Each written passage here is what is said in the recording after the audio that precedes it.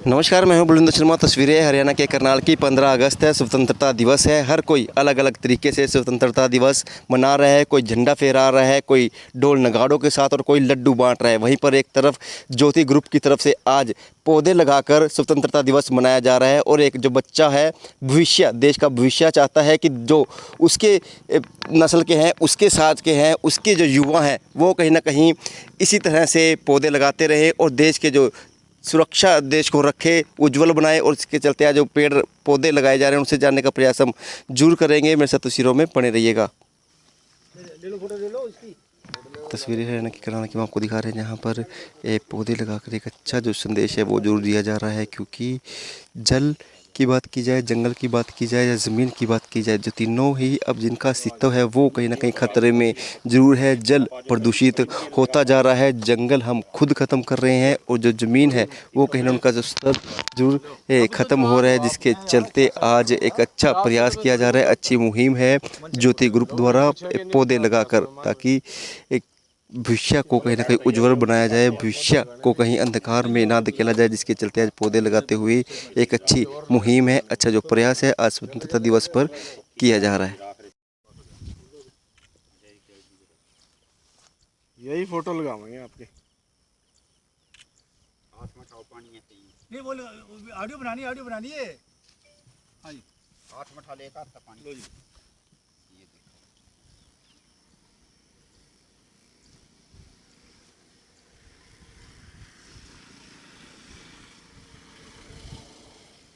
जो जल है वो प्रकृति की देन है। नदियाँ एक उसका रूप है। जितनी भी नदियाँ थी, जो हमारी सभ्यता थी पुरानी, तो वो नदियों के इर्द गिर्द ही पनपी थी। उसके पीछे कारण क्या था? पीने के लिए जल मिल गया था उनको, सिंचाई के लिए, खेती की सिंचाई के लिए वो जल मिल गया था।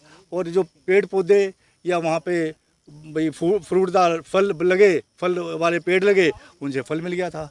तो उनको कुछ ज़्यादा करना नहीं पड़ा था और ऑटोमेटिक ही सारा सिस्टम चल रहा था। तो आपकी किस सामाजिक सेवा संस्था की तरफ से कार्यक्रम? ऐसा है, मेरा उद्देश्य क्या है, हमने उसका दोहन इतना ज़्यादा कर दिया पानी का, उसको इतना दूषित कर दिया, ना पानी पीने के लायक रहा, ना ऊपर का पानी पीने के लायक है। जो नीचे अंडरग्राउंड वाटर है उसको भी पीने के लायक नहीं रहा। जो ऊपर का पानी है, जो हमारा नदियों के अंदर जल है, उसमें इतना केमिकल घुल चुका है, वो इंसान के लिए क्या, वो जानवर के लिए भी पीने के काबिल नहीं रहा। जो उसके अंदर मछलियाँ हैं, उनको ऑक्सीजन नहीं मिलती आज, उनका जीवन भी खतरे में है। तो कैसे सुधारा जाएगा?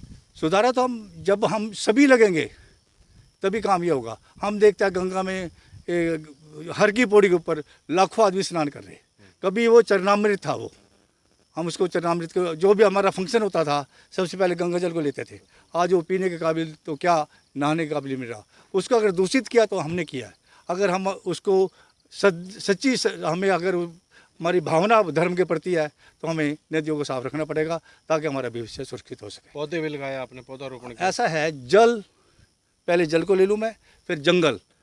इंडिया के, कनाडा के अंदर प्रति व्यक्ति 10,000 पेड़ एक व्यक्ति के लगे हुए हैं पर कैपिटा, और अमेरिका के अंदर 1,000 है, इंडिया में सिर्फ 22 हैं। तो हमें जंगल भी बचाने पड़ेंगे। ऑक्सीजन कहाँ से आएगी? ऑक्सीजन तो जंगल से आएगी। हमने अपने जंगल काट दिए। पहले जो जंगल का प्रयोग करते थे हम अपने लिए करते थे, हमने जंगल काट के समतल ज़मीनें बना दी, फिर उस पर खेती कर ली। और उसको इतना हमने उसका दुरुपयोग किया भौतिकवाद में कि हमने प्रकृति का दोहन किया पूरा, आपने भविष्य को नहीं देखा। और कड़ कैसे बचाया जाएगा? हाँ जी, और कैसे आप? ऐसा है, मैं एक और बात कहना चाहता हूँ कि जब हम कोई मकान बनाते हैं, हम अगले आने वाली पीढ़ी के लिए मकान बनाते हैं, भी हमारे उसमें बच्चे रहेंगे, हमारे अगले वाली पीढ़ी रहेगी, हवा अच्छी मिलेगी, उसको पानी मिलेगा, सब कुछ मिलेगा। धरती एक है, धरती दो नहीं है। हमें इसको ही बचाना है। यही हमारी जो सैकड़ों पीढ़ियाँ या हज़ारों पीढ़ियाँ, लाखों पीढ़ियाँ इसी में हुई, आने वाली पीढ़ी भी यहीं रहेगी। अगर हम उसको सुरक्षित पानी देंगे, जंगल देंगे, उसका ऑक्सीजन देंगे, और हम फर्टाइल जो हमारी यानी नेचुरल हमें उसको अन्न देंगे उसको, तभी वो पीढ़ी बच सकेगी।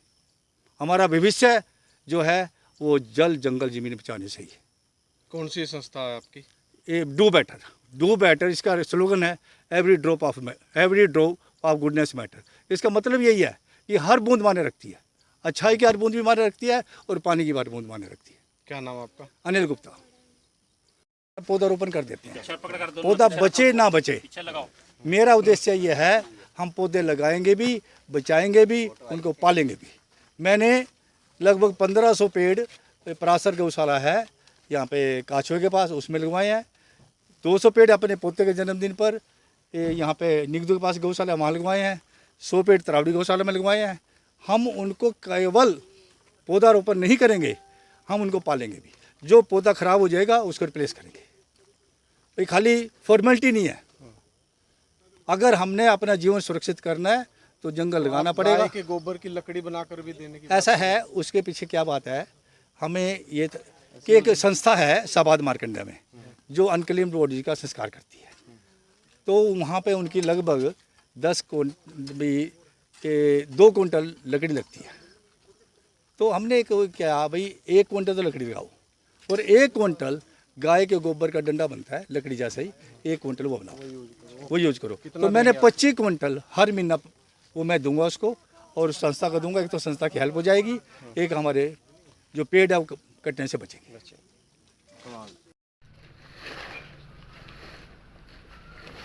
तस्वीरों में आप जो ये चीज़ देख रहे होंगे ना, आपको समझ आ रही होगी ना, हमें भी पहली बार समझ नहीं आई थी, लेकिन जो यहाँ के लोग हैं उसे जानने का प्रयास करेंगे, क्योंकि जागरूक करने के लिए जो ये खाद है वो तैयार की जाती है, ताकि जो बीमारियां हैं उनमें कहीं ना कहीं कमी जरूर लाई जा सके। इनसे जानते हैं ये किस तरह से खाद जो तैयार होती है कैसे यहाँ से मिलती है और इसको पाने के लिए कहाँ आना पड़ेगा।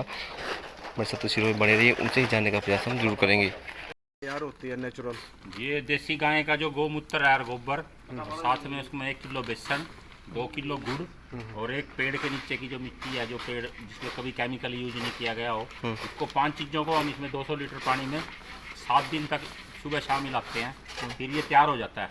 और 1 एकड़ में अगर हम 200 लीटर इसको हर महीने डालें तो 3 महीने की जो फसल है वो 3 बार डालना पड़ेगा। उसमें कोई यूरिया, कोई DAP, कुछ भी हमें खाद की ज़रूरत नहीं है। ये पूरे जीवाणु इसमें इतनी मात्रा में करोड़ों जीवाणु पैदा हो जाएंगे जो ज़मीन को बुरबुरी बना देंगे। इसमें नीचे से केंचुए जो सारे तत्व हैं वो ज़मीन के अंदर ही हैं। फायदा क्या होता है इससे? इससे हमें केमिकल जो में जहर हमें कैंसर पैदा कर रहे हैं, बीमारियां पैदा कर रहे हैं, उनसे इसी से बचा जा सकता है। तो फसलें इसी से उत्पादन बिल्कुल। और देसी गाय से ही ये तैयार होता है। देसी गाय का जो गोबर है वो इसमें जीवामृत इसका रूप। अंग्रेजी खाद डालने की जरूरत नहीं पड़ती। कोई अंग्रेजी गाय का गोबर की भी जरूरत नहीं है, भैंस के की भी। सिर्फ देसी गाय में ये गुण है कि उसके गोबर में जीवाणु है वो जो इसको कई गुना मात्रा में। देसी गाय के गोबर में कई करोड़ जीवाणु हैं, और ये जो घनामृत है या जीवामृत है ये उसको और ज़्यादा बना देता है। और हमारा उद्देश्य है कि इसमें 0 बजट खेती भी करते हैं। जो हमारे किसान जो नुकसान में आज उसका खर्चा ज़्यादा है, फसल कम हो रही है, तो उसका खर्चा लगभग है ही नहीं, कम लागत में ज़्यादा है उत्पादन। ही नहीं। और साथ में हमारी फॉर्मुलेशन बचेगी, जो हम DAP इम्पोर्ट कर रहे हैं, यूरिया इम्पोर्ट कर रहे हैं, जो हमने एक केमिकल की खेती कर ली, हमारी जो ज़मीन है वो एकदम जैसे आदमी को नशा हो जाता है, ज़मीन में ही हमारा नशे वाली बन गई। जब तक हम खाद नहीं करेंगे तब तक नहीं होगा। या आप ये देखो यहाँ पे कितना क्या नाम ये हमारी फसल पैदा हो रही है, इससे 1.5 गुनी फसल पैदा होगी, और ज़मीन के अंदर जो नेचुरल कंटेंट है वो दोबारा पैदा होगी। हमें ज़मीन को नेचुरल बनाना पड़ेगा, प्राकृतिक खेती पे जाना पड़ेगा, और तभी हमें जो पौष्टिक आहार मिलेगा जो हमारे पहले था। और एक गाय से ना हम 30 एकड़ की खेती कर सकते हैं। ये बहुत बड़ी बात है। एक गाय से उसके गोबर से हम सारा साल 30 एकड़ में ये जीवामृत और घनामृत ये सूखे रूप में है और ये लिक्विड के रूप में है। इसको स्प्रे भी कर सकते हैं हम, जैसे सब्जियां भाई को जो पैदा करके किसान भाई इसको स्प्रे के रूप में भी कर सकते हैं। इस साथ में जब हम एक ये जीवामृत या घनामृत गिरेंगे तो 70% कम पानी की जरूरत पड़ेगी, पानी की भी बचत होगी इसमें। जमीन में पानी सींचने की क्षमता बढ़ेगी। दूसरे किसानों को भी कहेंगे कि ज़्यादा ज़्यादा ये चीज़ प्रयोग करें। वो ये बिल्कुल घर में आप तैयार कर सकते हैं और उसमें कोई खर्चा नहीं है ज़्यादा भी अपनी। तो जागरूक क्यों नहीं है दूसरे किसान, क्यों नहीं है इस तरफ, क्यों नहीं ज़्यादा जानकारी जब देखेंगे लोग इसका भी धीरे धीरे पैदा हो रही है, धीरे धीरे सब लोग इसको करना शुरू कर दिया लोगों ने। समय ज़्यादा लगता है इस प्रोसेस में? 7 दिन में तैयार हो जाता है और कोई मेहनत भी नहीं है इसमें ज़्यादा। एक बार अगर सीख लें तो ज़्यादा इसमें कुछ करने की जरूरत नहीं है और ना डरने की जरूरत है, क्योंकि इसके साइड इफेक्ट बिल्कुल नहीं है। अगर ये ज़्यादा मात्रा में भी डाल देंगे तो फसल को नुकसान नहीं करेगा। कई बार यूरिया भाई ज़्यादा डाल देते हैं, कुछ भी ज़्यादा डाल देते हैं, इसके कई गुण हैं जो। तो अगर कोई आप जानना चाहते हो, सीखने का इच्छुक हो, तो कैसे सीखे, आपसे कैसे पूछ सकते बिल्कुल हो? हमारा फ़ोन नंबर हम भाई को अपना बता देंगे। कोई भी अगर 94 163 68 234 हमने पूछ सकता है। गाय का गोबर ले सकता है, हमारे पास देसी गाय है, तो हम सब कोई भी अगर हमारे पास आएगा हम उसकी मदद करेंगे। क्या नाम है जी आपका? नरेश कुमार, तरावड़ी, जिला करनाल। हमें की लागत पर देंगे। हम इसका कोई भी पैसा नहीं लेंगे और तरावड़ी के आसपास के गौशालों को भी हम है ना ट्रेनिंग देंगे ताकि वो भी इसको करें। और हमारा उद्देश्य है, अपना स्वार्थ बिल्कुल नहीं है, हमने जल बचाना है, जंगल लगाने हैं और ज़मीन की जो उर्वरता खत्म हो गई थी उसको वापस लाना है, नेचुरल खेती और लाना। इंसानियत जंगल के ज़मीन हमारा उद्देश्य है। इंसानियत के नाते बीमारियां भी खत्म होंगी। बिल्कुल खत्म होगी। और उसका मतलब एक हो रहा है, इसके 1 मिनट और एक बात और कह दूं आपको, इसका था हमारे slogan do better, every drop of goodness matter. एक तो हमने जल जंगल के बारे में, दूसरी काम है हम एजुकेशन, हेल्थ और हाइजीनिटी, उसके लिए भी ये संस्था काम करेगी।